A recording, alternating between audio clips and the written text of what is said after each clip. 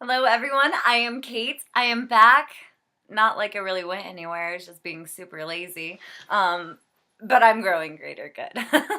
So, what I want to share with you today is my blog that I recently posted, and I will leave it down in the comments so you can check it out word for word for yourself if watching this becomes a bit too much. It's just kind of a preview of what my blog's about. I believe in this so wholeheartedly. It means very much to me, and what that is the way of which we use our language and our words. I feel that every word has a very appropriate place within our language, but that our words have become very misconstrued within our society, and used to a way of which they're not beneficial to our life or what we're even trying to accomplish anymore. So what I want to share with you is a way of which we can realign the way we use our words to where they are having a more desired effect on our life. They're more effectual to what we are trying to accomplish and more complementing to that of which we want to get done and achieve in our life. So with that being said, the first one I'm going to share with you, and some of this is going to be read, like I said, it is also posted on my blog for you to read. So let's just get started. Replacing try with do my best. I feel that that one is just, it's such an important one. Try, in my opinion, at this point is just another word that we can associate with failure. However, we can use it in place of failure and make it seem like it's okay. Hey, I tried. I tried. I've never seen anybody be more excited about failing when they've tried. Like, really? Wow, you didn't even, and okay, I don't get that mentality, but sure. Let me give you a high five because you tried. No, there is no trying in life. You either do it or you don't do it. And I'm guilty of stuff. I've tried stuff, sure. And see, that is the appropriate use of it, is when you have failed. But when you want to do something and you want to accomplish something, it is very important that you probably state that to the extent of which you're expressing. I'm going to do my best to do this. That way, you're already setting yourself up for success. You know what you want to get done. When you're like, I'll try. How certain is trying? There is no certainty with that. But hey, I'm going to do my best. That means I'm going to do this, and I'm going to put every effort into making this happen. And your mind hears that, and it sets you up for success as well. So definitely replacing do my best for try, in my opinion, is going to be really beneficial to anybody. And another thing to look at, and I challenge you to do, is try to use try in a sentence of which you've actually accomplished something. It either works or it doesn't. Like, you either do it or you don't do it. You either get it done or you don't get it done. But you're not going to be able to use the word try in a sentence of which you have actually accomplished it. 'Cause instead, you're going to say, I did it, which is past tense for do. When you do your best, you get it done. Let's see. Another one here is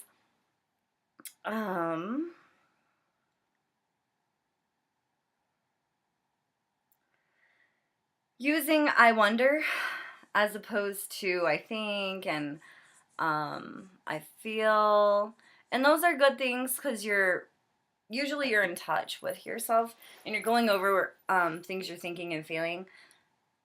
But sometimes when we use that thinking as opposed to I wonder, there's a lot of personal feelings involved with that, which is fine. However, sometimes we allow those feelings to get in the way of what's actually going on or happening. So if you replace it with I wonder, in my opinion, I wonder sets the mind up to think a bit more freely and flow through more ideas. It's not held to any sort of convictions or judgments that sometimes feeling and thinking can lead to, but it really is just more so a matter of wondering. Like, I wonder why that happened. I wonder. It just kind of creates more pathways for the mind to think about something and introduces a different way of thinking about things. And it's kind of relieving to wonder instead of think, because you're not bound by the restraint of your own feelings or convictions when you do think or feel. Now, again, I'm not saying thinking or feeling is a bad thing. It's good to know where you're at. But if you find that it's kind of controlling you, I would say maybe try wondering about things instead of being so convicted to, I think this is how it is. I feel that this is this. This is how I feel about that.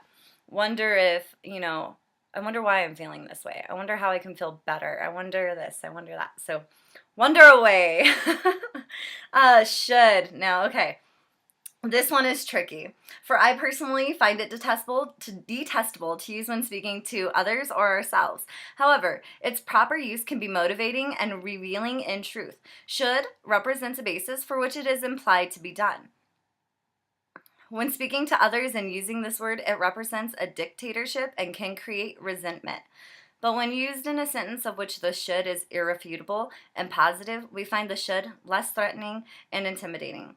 I believe in few shoulds and do my best to use this word when I feel it is complimenting of circumstances but not singling an individual out. Should can be, and I've seen these things floating around, Facebook, Instagram, whatever, and I love them. Stop shoulding yourself and everyone else while you're at it.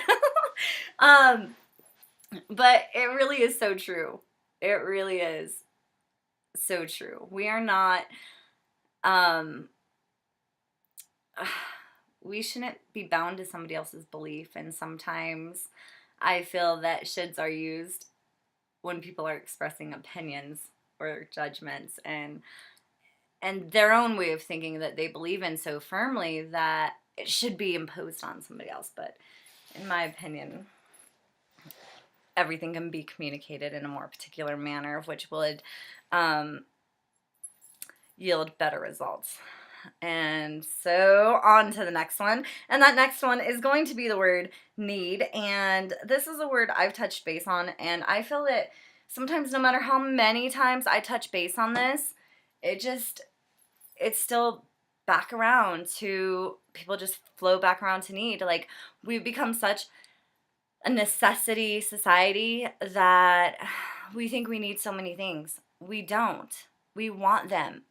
But I don't know who came along and said, hey, it's not okay to want and be selfish. You're going to live one time, but you can't want any of this. No, I don't think so. I want it all, and I'm okay with saying that. And I also understand that, okay, fine, there are probably going to be some people out there who don't want it all. That's okay. That's why we're different, and I might get everything that you don't want because you don't want it. So there's plenty enough, to go around, and I will gladly take everything life has to offer. All the big, all the bad, all the great. Okay, maybe less of the bad, but I want to experience life. And if that means that I want a $5.9 million house in the Broadmoor and to drive, at this point, I think, those Jaguars are looking pretty awesome, then that's what I want. And I'm okay with wanting that. There is nothing wrong with it. So, being in tune with what you want. And another example is, I feel like a lot of people tend to want company. And they're not really okay being alone. They think they're not okay being alone. And I'm going to go over this example. I was speaking with a friend last night, and this person was mentioning their desire to want to have somebody around. And I had just maybe considered in my own mentality that, well, I'm okay being alone and hanging out by myself. I'm okay with that. But more so because that's what I want. That's what I enjoy sometimes. So that doesn't mean that other people want that. Okay, that's okay. But then why are they lonely if they want company? I kind of understand that for a moment. And then I realized that this person was focusing on the fact that they felt they needed company. They needed somebody else in their life. They need this other person. And I asked that person, okay, so do you want it? And they cannot answer me right away. And I found that odd that here he is, making this big deal about the fact that he just needs somebody. He's not like me. He can't be alone. He needs somebody in his life. Yet when presented with the option to, well, do you want that? He had no answer, and I couldn't help but wonder, well, how do you tell me you need something Yet when it's offered, you're saying, no, I'm good. Anything you need, you better be wanting as well, or else you're sending out one really big mixed signal. So anything you think you need, you better re-examine that and ask yourself if you want it. And if you can answer yes to it, then be ready to receive it. And if you can't answer yes to that, you better fix whatever discrepancy inside you is going on, because you're just setting yourself up for a lot of confusion. A lot of things are okay. If you want company, it's okay to want company. It's a good thing to have. Want it. And that goes with anything, as I've given my awesome, grandiose examples for myself. But be okay, be wantful. It is absolutely all right.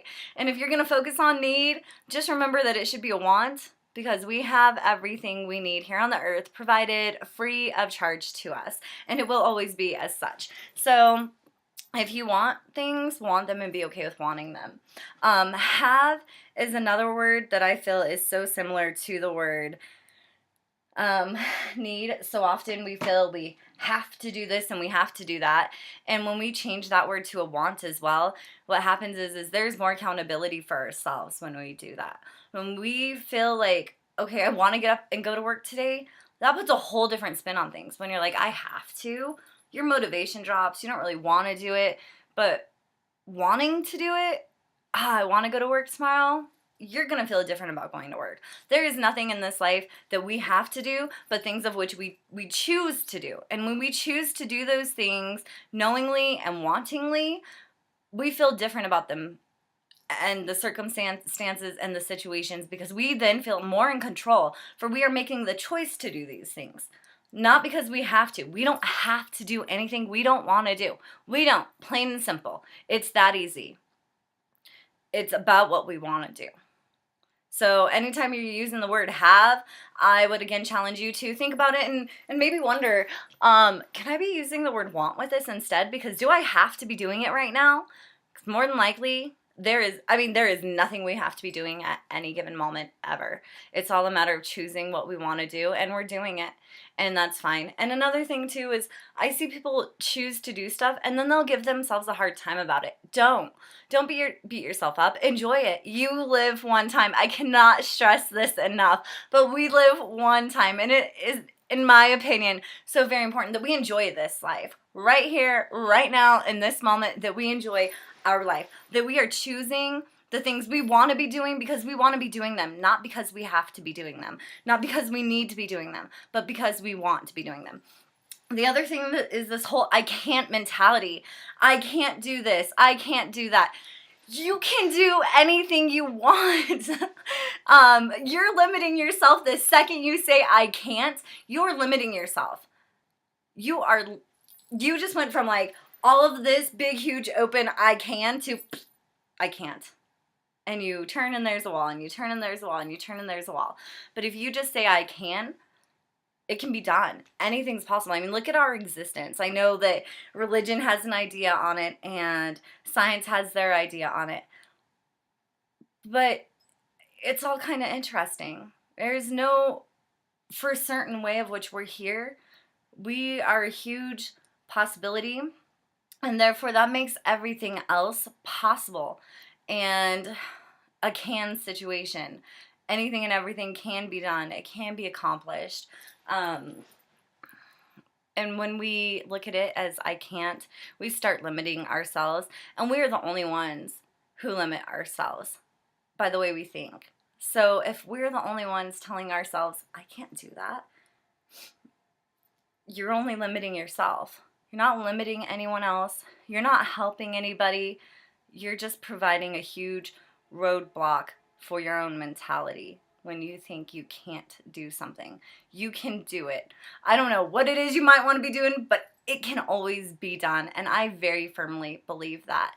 And I feel that it's probably in everybody's best interest if we start believing we can do certain things instead of we can't, and feel as if we are locked down and controlled, when the only people, again, who control how we feel and what we think is ourselves. And if we are going to set ourselves up to be limited, that's not going to be beneficial to anyone. So I can mentality. I can, I can, I can. Let's become an I can mentality society as opposed to an I can't. We can. Let's get it done. Let's do things. Let's make things happen. Let's see what else I've got here.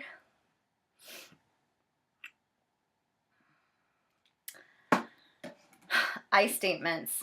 I do my best to use I statements. I feel that when you don't use I statements, it can be really imposing on somebody else's mentality.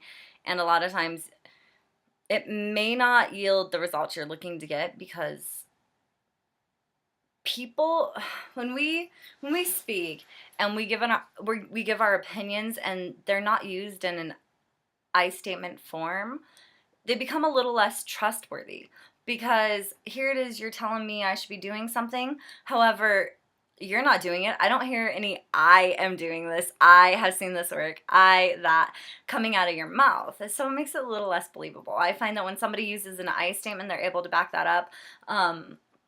Or they're influencing me with whatever stories they are sharing with me, and there aren't a lot of I statements in there, I'm just like, I don't even want to listen right now because you're trying to share something with me, but you're not enough, to that of which you're even practicing this for yourself to where you can put it in an I statement and share it with me. So I statements, in my opinion, are very important to be used when speaking to other people. Extremely important. I feel they convey more relatability, if that's a word. If not, it is now. Another one is going to be I am statements. I am. I believe in those so much, wholeheartedly. They are so vital to who we are as people. Now, even more so when they're positive. And I am statements should always be positive. There's no reason we should ever be focusing on our negative aspects.